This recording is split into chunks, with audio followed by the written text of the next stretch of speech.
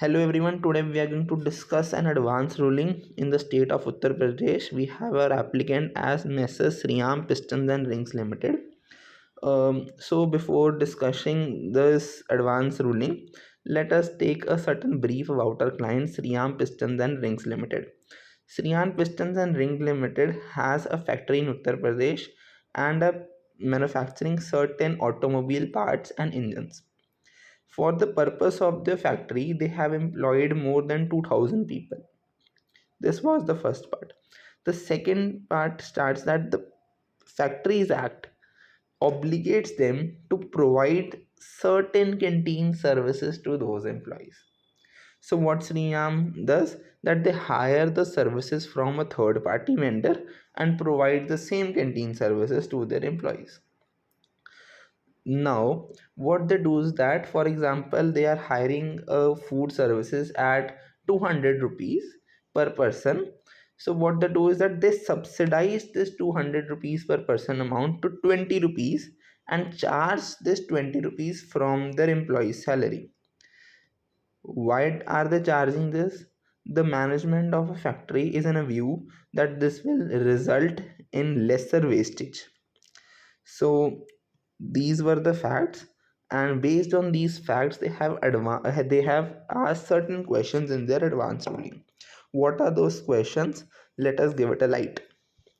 The first question is whether providing food to employees at subsidized price as per terms and conditions of employment falls outside the scope of supply as per Paramount Schedule 3 2017. Their first question is basically that the canteen service which we are providing to our employees will be under para 1 schedule 3 or not. The para 1 schedule 3 states defines an employee and employer relationship, which states that any form of perquisite or payment made by an employer to an employee which is in relation to an employment shall not be treated under the scope of GST. Now moving on to next question, they have asked whether the subsidized reduction made from the salary of employees who are availing the facility of food in the factory can be considered as consideration to the services.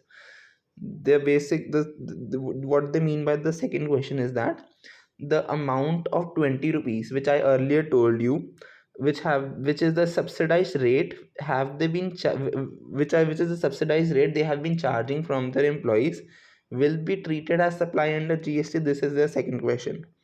The third question is related with the second, that if the amount of 20 rupees they are charging from their employees will be treated as supply, please define their GST rate, GST applicable. The fourth question is that the canteen services, for example, the services from an outside vendor which they are hiring, will they be able to take ITC on this?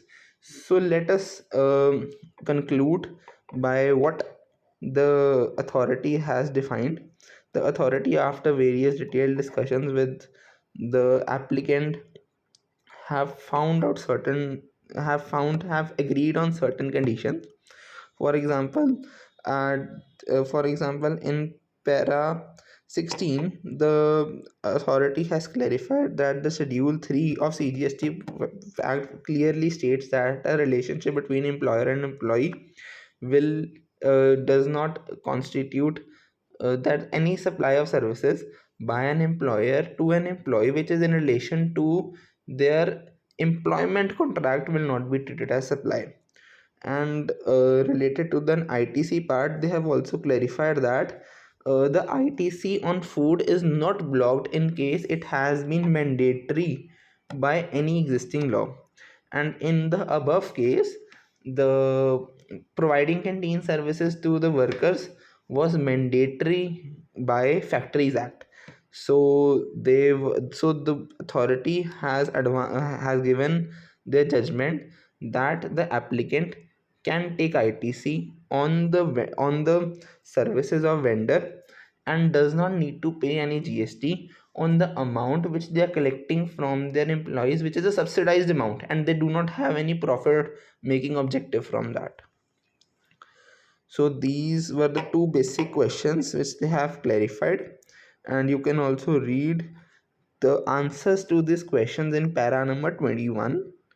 um, they have simply stated all those provisions which I have already told you. They have referred as schedule para 1 schedule 3.